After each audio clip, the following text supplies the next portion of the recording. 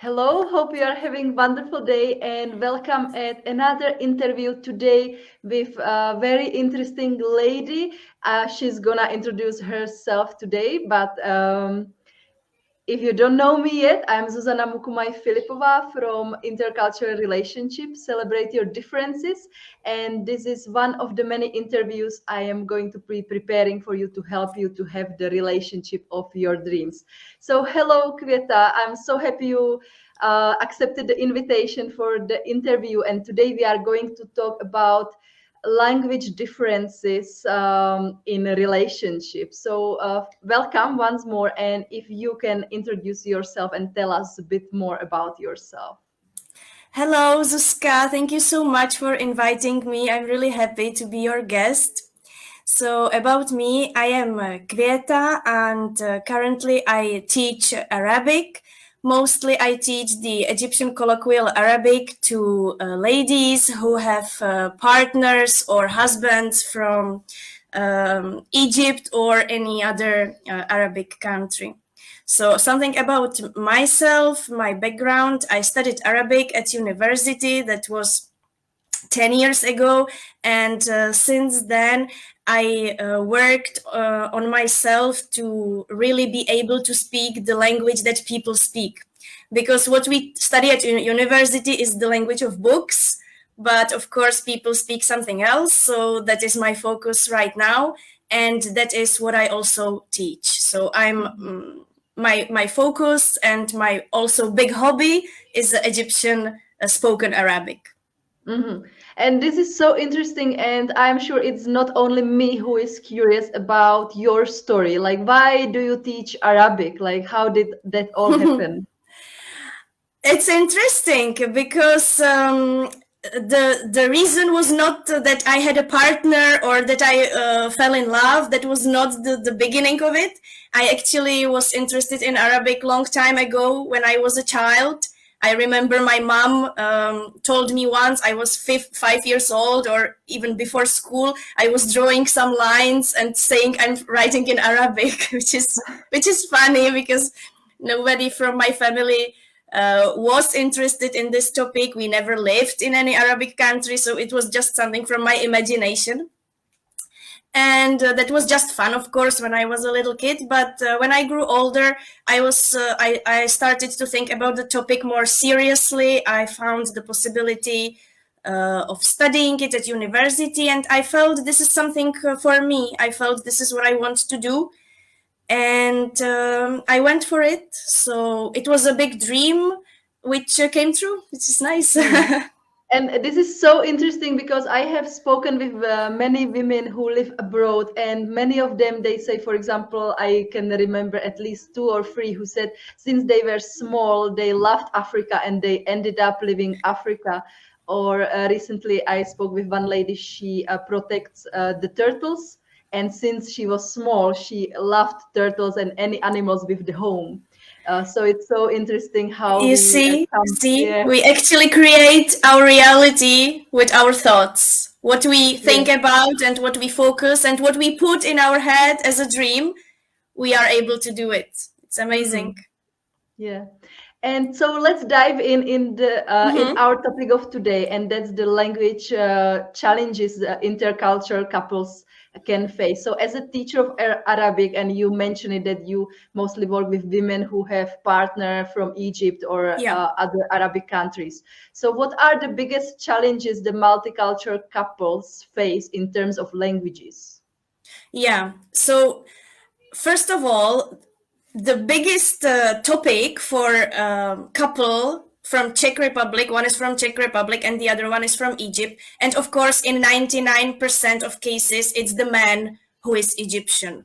I know some stories that the woman is Arab and the man is Czech, but these stories are really rare. So I will put that apart and let's focus on the relationship where the man is Egyptian. So of course, the language barrier is here, of course. Yeah, and mostly, I would say almost all of the couples, they always speak together in English. It is very rare that the woman speaks Arabic already when she meets her partner. There are cases that the guys speak Czech, because some of them studied in the Czech Republic, or because they are really talented, so they get a course and they dive into the language. So this happens, but really mostly they speak English. And English is, of course, a topic because it's very, very rare that both of them speak it on a reasonable level. Mm-hmm. We will be sincere with each other. In Egypt, although the examples are different, like the stereotype is that a woman goes on holiday and falls in love. This is just the stereotype. I'm not telling it's all of them, but majority of them is like that.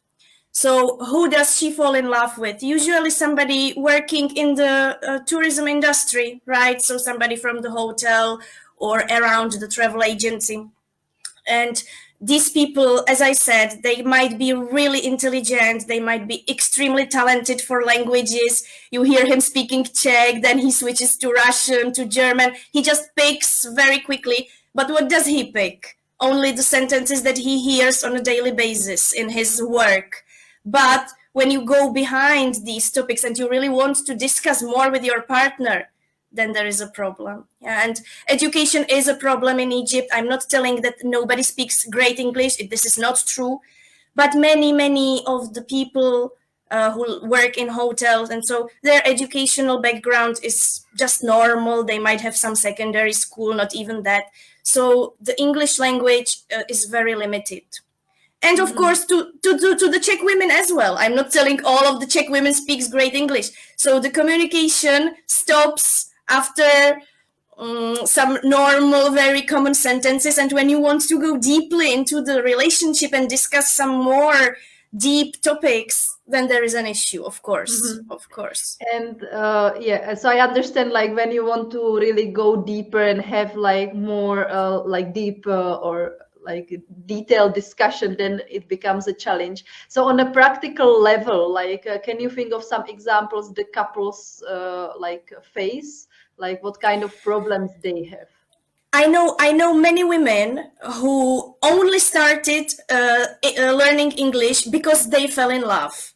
So I have heard stories that the people together, like a couple, the lovers, when they want to explain something more difficult to each other, they use telephone, they use Google Translate, you know. So, but at least they are using like a third language. So this is not a mother tongue of mine or nor his. So we are somehow on the same level. He doesn't speak great, I don't speak great. Then it's, I would say, fine. But a bigger problem from my point of view is that when one of them speaks English really well and the other one doesn't. So then the first one assumes that whatever he says, the other one gets, which is not the case, unfortunately. So many things come from this. And of course, as Arabic or the Middle Eastern environment is so different. So there are really issues popping up, really. Yeah. Oh, yeah. And you basically already started on my next question, which was about if both of the couples speak their second language. So in this case, it would be the English. Like what to pay attention to? Because you mentioned like that, for example, the one who speaks a bit better English, he or she assumes that the other one understands everything. So what is to be careful about and what to have in mind to avoid potential conflicts or arguments? Be very tolerant. Be very tolerant with your partner, and be aware of his level in the language. Like, of course, if I know that the person deals with the language in certain situations, I will not discuss with him philosophy. This is just not fair, you know. So be fair with your partner and try to adapt your language to his knowledge. Yeah. And also be very careful about some stronger expressions, because what you have learned or what you feel in the language might not be the case in his environment. He might have heard some word and he might associate it with some really bad expression in his own language, in Arabic, and from this might be a problem, of course. Yeah. So just be This, tolerant. Just be tolerant, and never ever comment on his knowledge or his ability to speak a foreign language. Don't criticize. yeah, that I love it, like about the tolerance, because it's we often automatically assume that we understand what the other meant. And Exactly. I say that in my courses or during my consultation that when we speak two different languages and it's not mother tongue of neither of us, it's really important to make sure that we understand well. So instead of jumping Yes. into the conclusion, it's better to ask 2 or 3 times and feel a bit silly, but at least to make Exactly. sure what the other one says. Exactly. And actually, what you were saying, the last thing about that, sometimes we use some expression in English, but then it can go very badly when the partner translates it into his language. And that made me remember of Italian and Czech, where I used to have a partner from Italy. And the swearing, like usually the bad words are the first thing we learn from one language. And in Czech Republic, the words which include like the Christian related, like Jesus or Mm-hmm. Virgin Mary, those are like mild in Czech Republic, the Okay. mildest you can use. But in Italian, if you translate it, it's the very worst ones. Oh, really? So Oh, for so example, I want, yeah, this is something cultural. This is really the cultural thing which really enters our communication, and we have to be aware of that. Yeah, yeah, yeah. exactly. Because for example, I try to be nice and use some nice swearing, and then I just saw the shocked people, Ah, and they were yeah. like, "How could she say it?" And I was like, "There is nothing like I don't say the bad ones, and the bad ones for Czech Republic, which I can't even say in Czech. In Okay. Italy, you just hear them like Oh, that's no like interesting. hard feelings. Yeah. So That's this is interesting. yeah. I have actually example of this. I which happened in my own relationship, like with the word donkey, right? Like in Czech, it's osel. It's nothing really, nothing hard. Me, for example, in my upbringing, I heard this word a lot from my mother when I did something quickly or without thinking. So she would just tell me, "Oh, you silly little thing, you little donkey," or something like that. Is that normal for you in Czech, right? It doesn't sound Yeah. bad, No, no, but no. it it does sound bad to an Arab speaker. There is the word for donkey in Arabic, which is humar. This doesn't. This is really like calling somebody thick, right? Mm. Like you are stupid. Like even you calling him names. So this is Mm. not the same as in Czech Republic. So this is another advice for anybody in this mixed relationship situation. Be very careful, even with this mild, as you say, expressions which you consider totally normal. You might have heard as a child, because your partner might really take it differently. Mm. Yeah.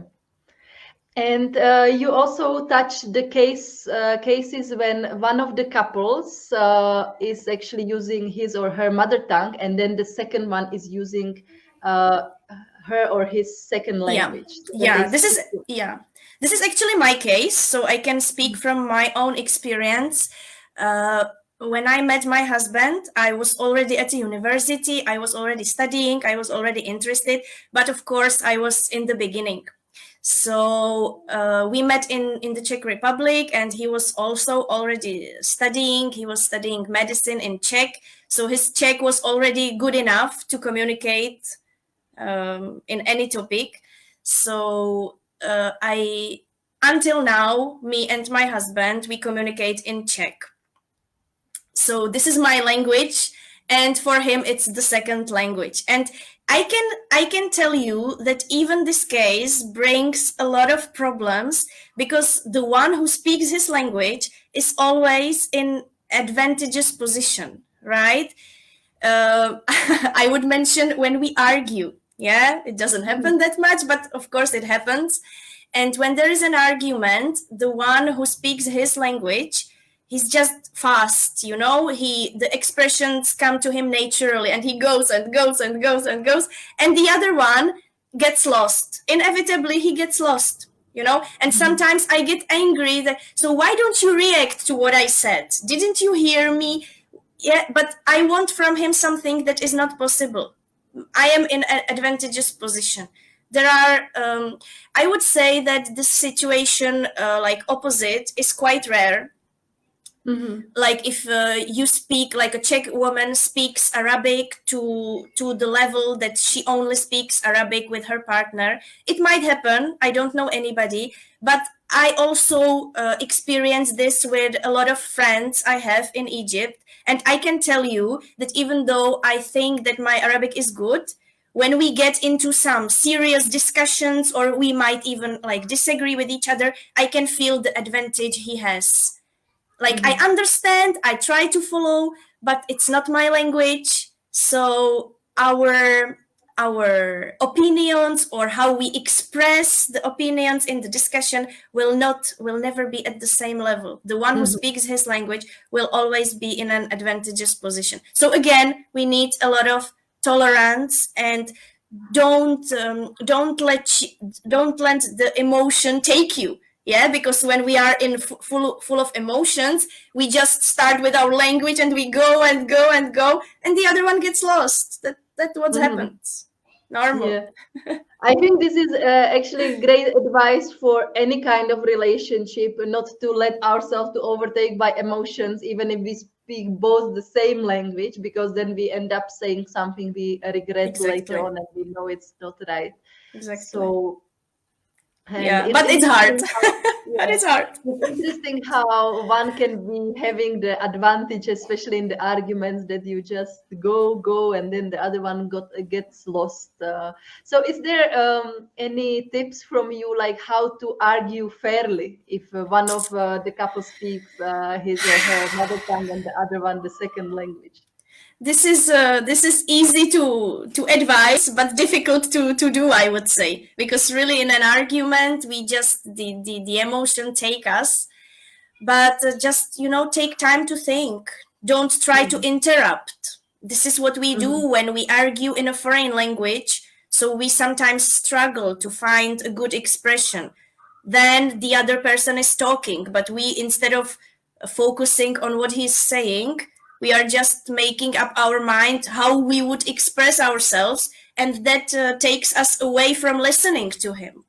And now something good pops up in my head. Okay, I will tell you this. Now I found a good word or good expression, so I just go and interrupt him because I want to say it. Now it came to my mind, and the other one gets upset. Why do you interrupt me? Please listen to me.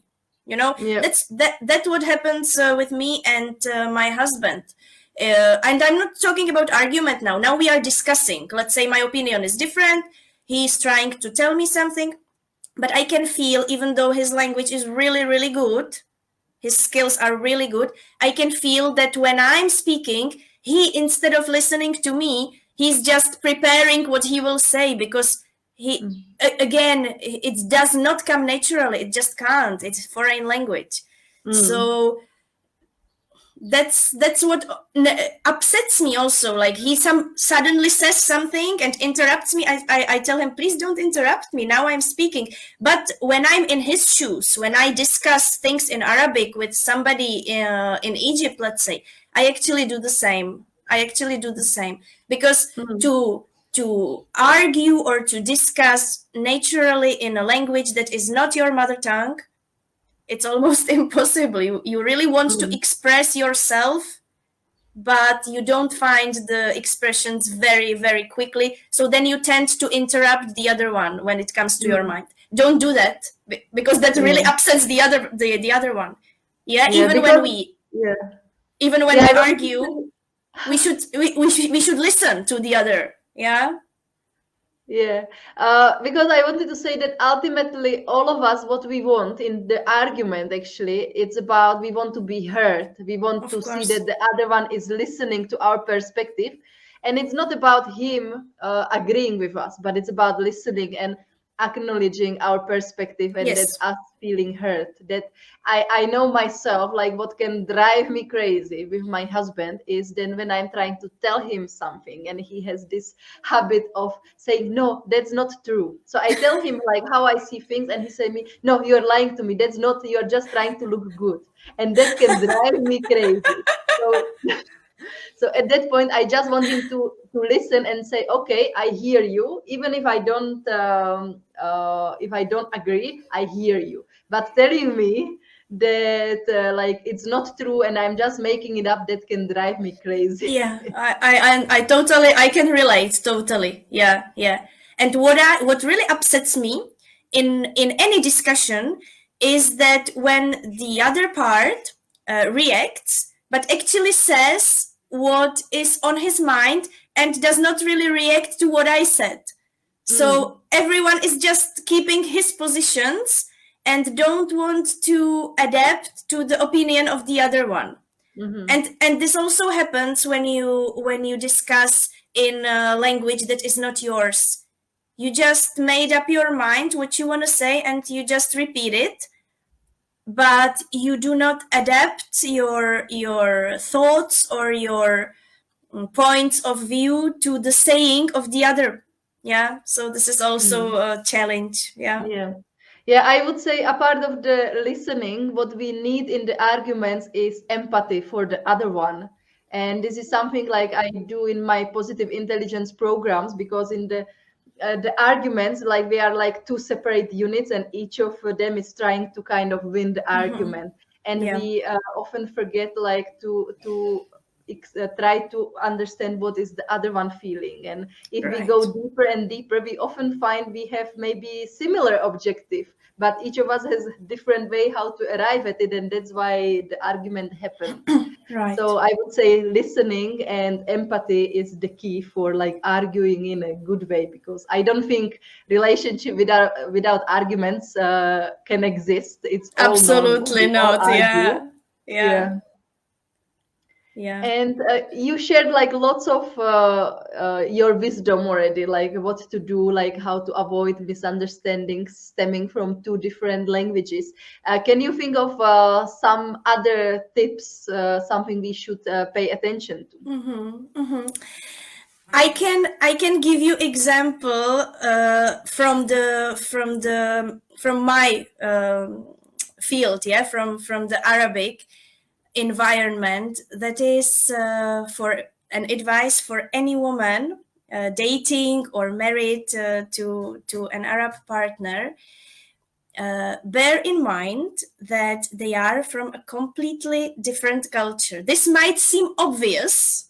Of course, it's Arab, it's obvious, but when it comes to the details, it's not that obvious. Yeah, just bear that in mind that he's really, really different in many, many aspects. For example, his upbringing.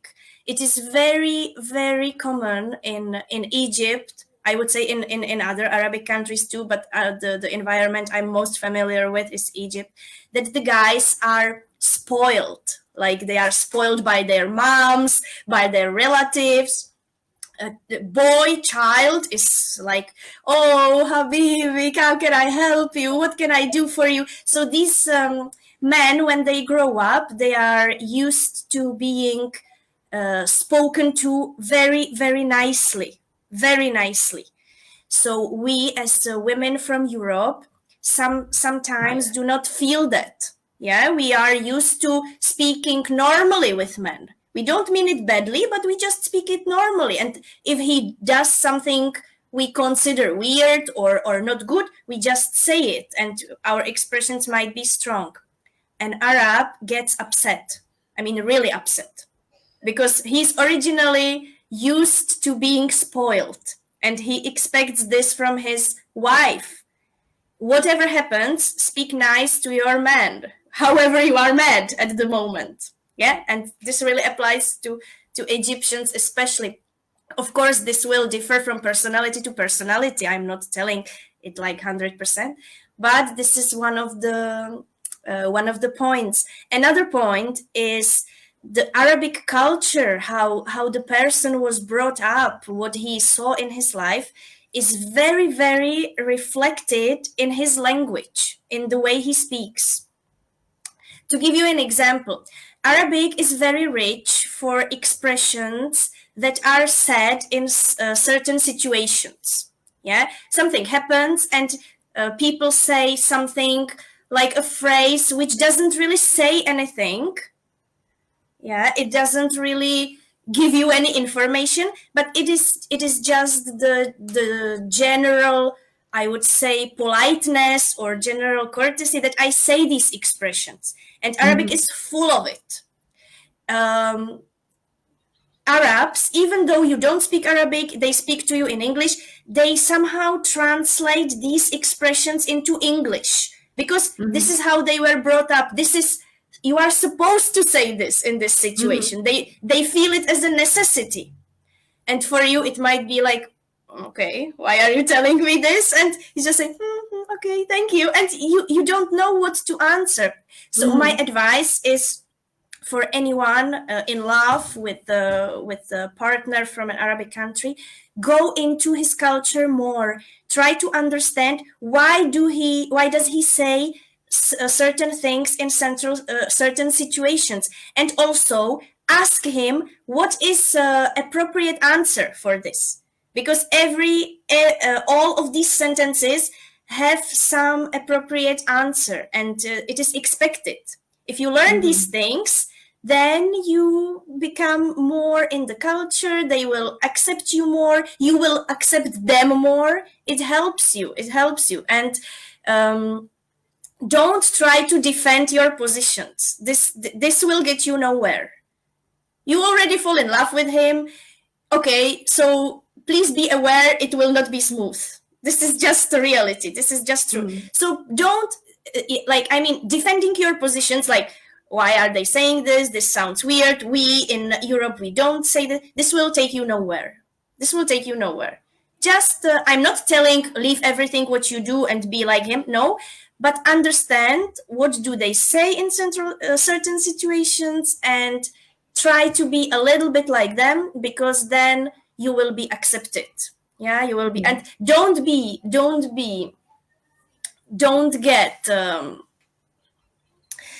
or don't be surprised when they tell you expressions like full of love. And this also happens not only between lovers, it also happens between like women. Yeah, they are so much used to this love expressions. They are calling each other my darling, like, for example, the sister of my husband or the wife of his best friend, she would tell me, I love you so much, you are such a, and God protects you, and you are like my daughter, and I love you as like you were my daughter, which is weird for us, right? We are not that emotional, but they are. And so be aware of this and try to accept it, and to some extent try to do it too. Of course, we will never do it like they do it, because if we say I love you, we only say it if we really, really mean it, right? But Arabs, they are not like that. They just tell it to everybody because it's polite. So be aware of these things. Yeah.